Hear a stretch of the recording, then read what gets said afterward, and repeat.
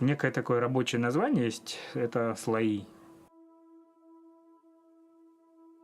Начиная смотреть, изучать какие-то вещи, я вдруг начинаю понимать, что практически весь окружающий мир состоит из какого-то такого послойного распределения каких-то материй.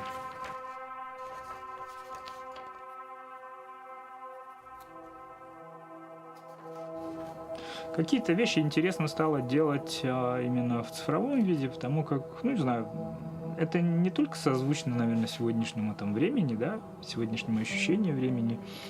Не то чтобы я стараюсь идти все время в ногу с эпохой, с какими-то технологиями. Я везде действую достаточно так интуитивно. Раньше я всегда рисовал именно эскизы карандашом на бумаге, в каких-то блокнотах, альбомах. И приступая к холсту, я просто многие вещи домысливал уже по ходу самого действия. Сейчас, когда есть такие доступные технологии, которые упрощают многие процессы, просто убирают многие этапы переноса с бумажного эскиза на холст, процесс становится достаточно интересным, даже непредсказуемым для самого себя. Ты можешь что-то сделать, на выходе получаешь что-то эскиз, который, в принципе, ты, может быть, и не до конца его в голове держал, а получился он совершенно неожиданным вот таким.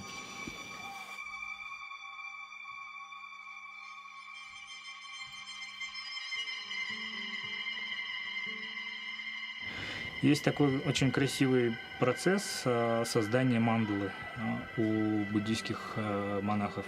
Много дней в сочетании с молитвами, с обрядами создается песочная мандала, да, на которой нельзя дышать, нельзя просто лишних движений делать, иначе все рассыпается. Это строится, над ней читается специальная молитва, и она сметается. Метелкой прямо сметается вот этот вот многодневный ювелирный труд, он сметается просто в кучу и развивается, как правило, где-то над водой. Вот этот момент мне очень сильно на меня повлиял, когда что-то очень скрупулезно созданное, очень продуманно созданное, что-то очень настолько сложное, что даже, наверное, очень сложно осознать в голове, вдруг в единый момент сметается и развеивается на ветру, в воде. Я где-то в своих вещах я бы хотел приблизиться примерно к такому же ощущению, таким же к похожим выразительным средствам. Я что-то делаю, затем многие вещи просто закрашиваются, забрызгиваются, зашлифовываются, уносятся, но что-то совсем чуть-чуть, совсем еле заметное, оно где-то остается на холсте. Вот это вот ощущение чего-то вот оно только что было, а сейчас его нет. Где-то и это ощущение хотелось бы оставлять в своих картинах.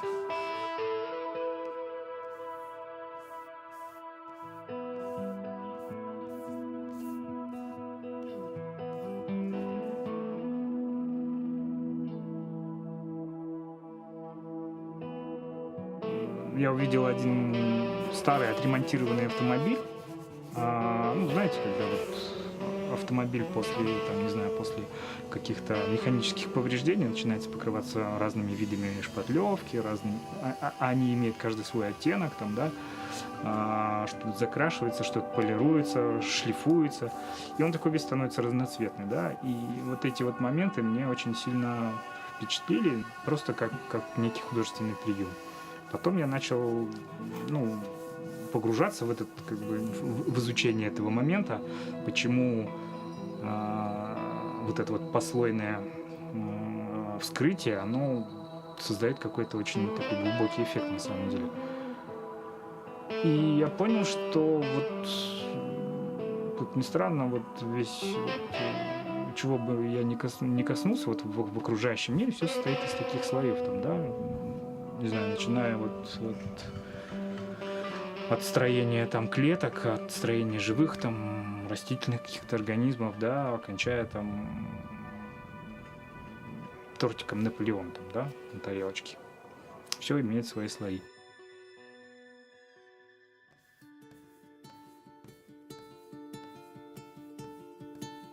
Ну, то, что мир состоит вот из таких вот слоев, у меня было, наверное, и очень...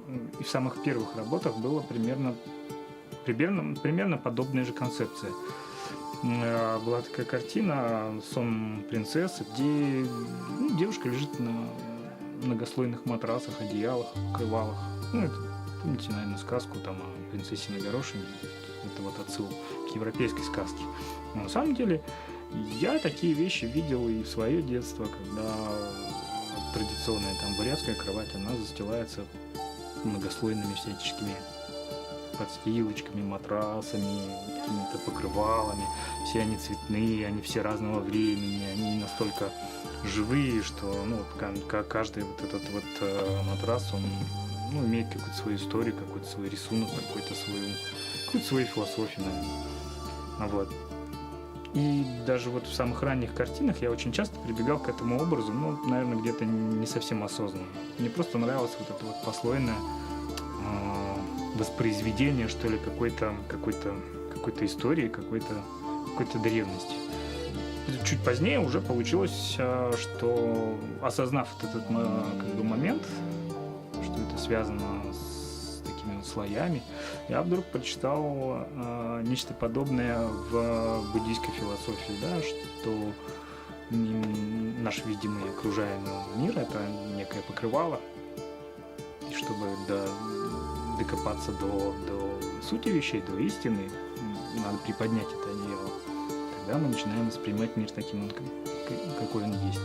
Вот это вот меня очень сильно тоже поразило. И, наверное, вот где-то с того момента вот эта вот игра в материю, игра в покрывало, закрывающее вот весь видимый мир, и вот это ощущение, что ты можешь его приоткрыть, даже вплоть физически того, что там, с помощью шлифмашинки можно просто вскрыть эти слои и увидеть нижний слой. Вот эта вот игра, наверное, игра в слои, она вот с тех пор как-то мной овладела, и до сегодняшнего момента вот эта игра, вот это вот ощущение того, что со слоями нужно уметь работать, слои можно находить практически везде, она происходит вот по сей день.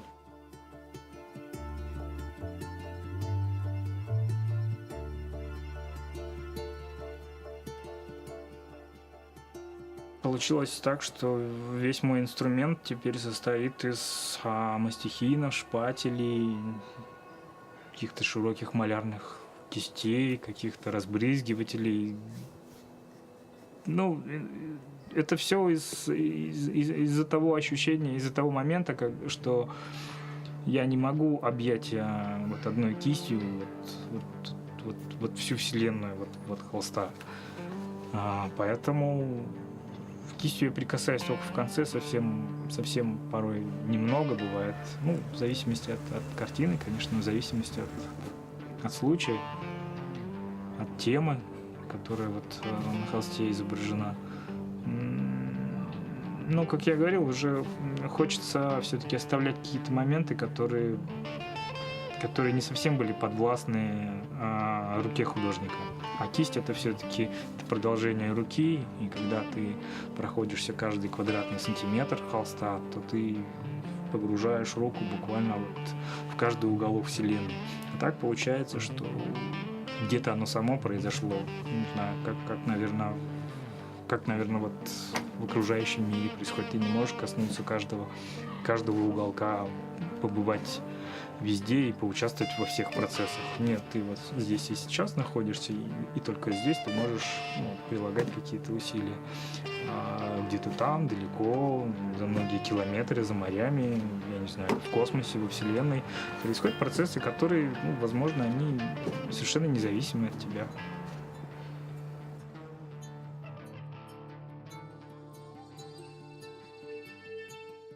Когда я начинал работать, уже профессионально начал работать.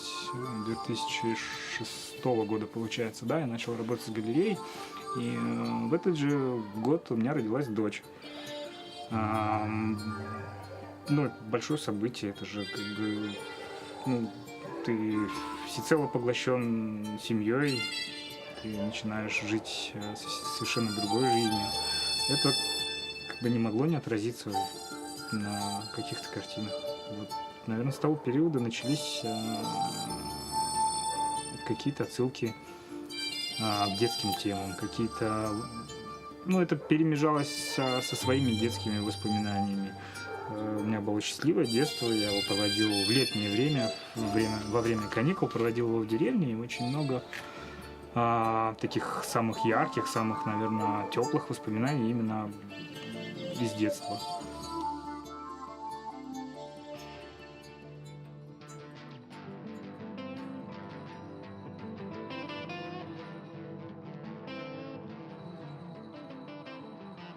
Все вот это движение, все изменения, все вот эти поиски происходят от того, что, ну, как художник я не могу найти какого-то,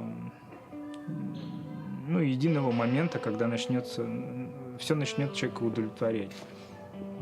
Наверное, вот сам поиск, да, это и есть сама суть как бы творческого процесса. Когда ты ищешь вот этот вот момент, он и есть художественный процесс.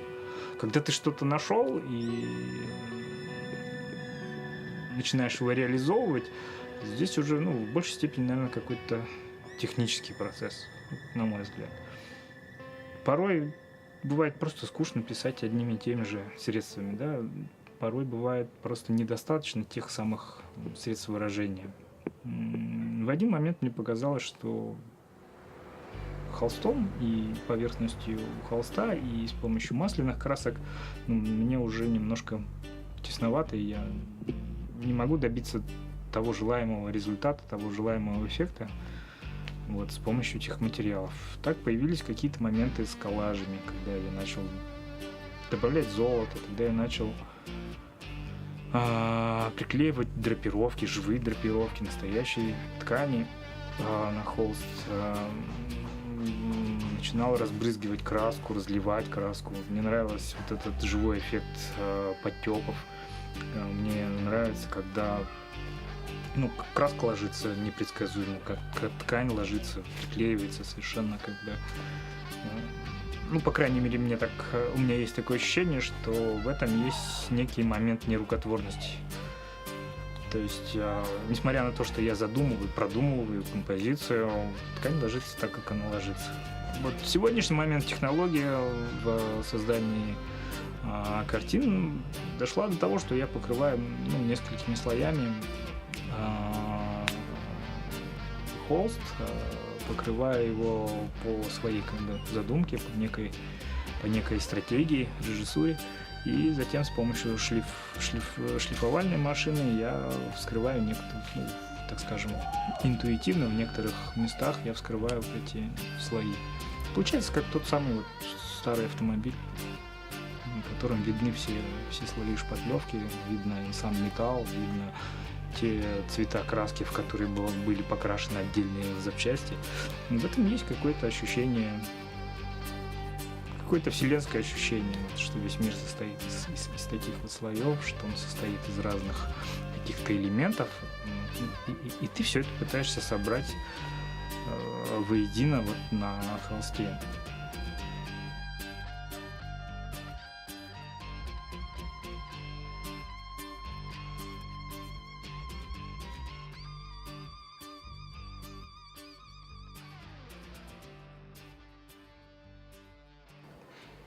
Иногда ощущение того, что картина закончилась, оно приходит сразу, очень быстро, ну, очень четко и очень как бы понятно. Ты просто отставляешь холст и все, вытираешь руки, вытираешь кисти и уходишь домой.